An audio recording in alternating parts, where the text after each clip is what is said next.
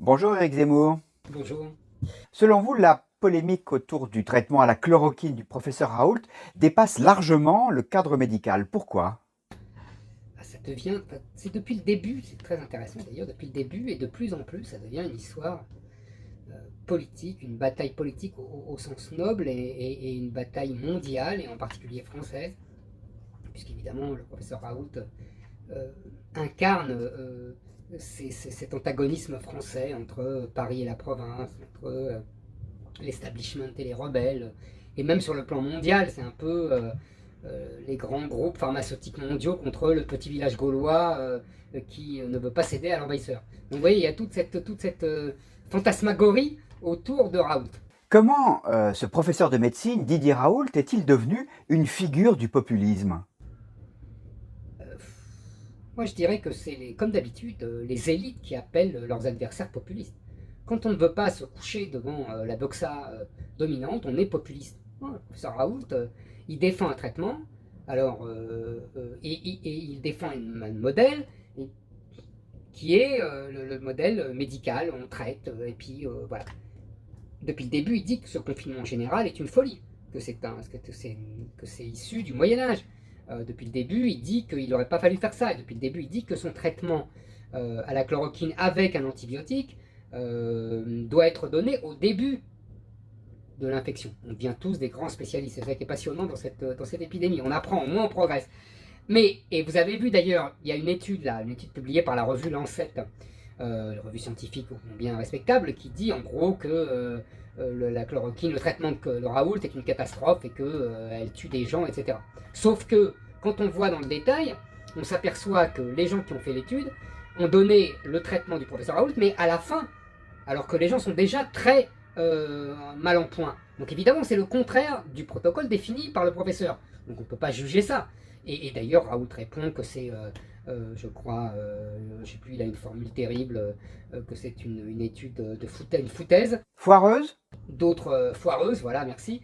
D'autres médecins le défendent. Enfin, ça devient. Et en même temps, le ministre de la Santé, qui ne le porte pas dans son cœur, Olivier Véran, accepte immédiatement la décision du Haut Conseil de la Santé publique qui a interdit, qui a proscrit donc le traitement du professeur Raoult. Donc vous voyez, on est dans une bataille, mais homérique, et qui est vraiment.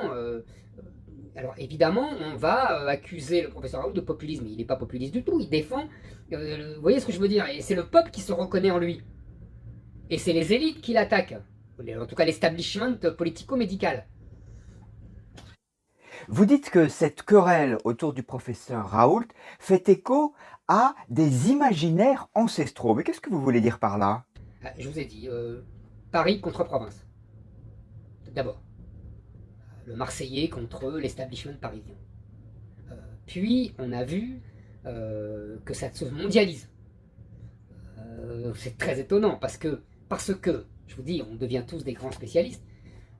J'ai lu, c'est très intéressant, le rédacteur en chef de la revue Lancet, un anglais, M. Norton, je crois, qui explique que les études publiées par sa revue sont de plus en plus sujettes à caution, parce que des grands groupes mondiaux, se dissimulant derrière des soi-disant instituts de recherche indépendants, développent ces études pour vendre, entre guillemets, leurs médicaments.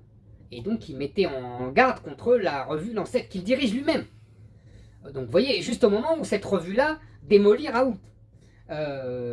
Donc si vous voulez, là on a l'imaginaire des grands groupes mondiaux et qui veulent imposer leurs médicaments. On apprend que le groupe Gilead a des antiviraux beaucoup plus chers que la pauvre chloroquine du professeur Raoult, qui vaut 3 francs 6 sous, comme on disait dans mon enfance. Et on a aussi des grands groupes qui veulent développer le vaccin, qui vendront à 7 milliards d'humains, et donc ça va rapporter beaucoup d'argent. Donc on a ces enjeux-là financiers colossaux. On a le côté, je vous dis, establishment parisien contre le plouc, entre guillemets, marseillais.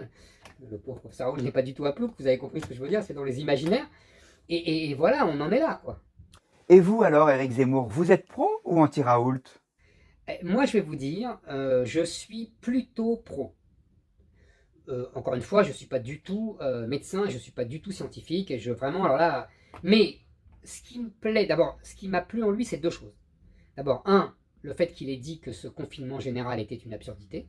Et ça, j'y ai tout de suite pensé, sans être médecin, vous voyez, c'est de l'extérieur. Et deux, euh, il essaye de soigner. Moi, c'est ça qui me plaît chez lui. C'est un médecin, quoi. Vous voyez, il n'attend pas des études randomisées, comme on dit, gigantesques, etc., pour comparer le blanc du noir, etc. Il essaye de trouver des traitements humblement qui soignent. Je ne dis pas que ça marche, j'y connais rien, encore une fois, hein, je ne veux pas du tout faire le savant que je ne suis pas. Mais sa démarche me plaît. Vous voyez? Voilà. Merci Éric Zemmour.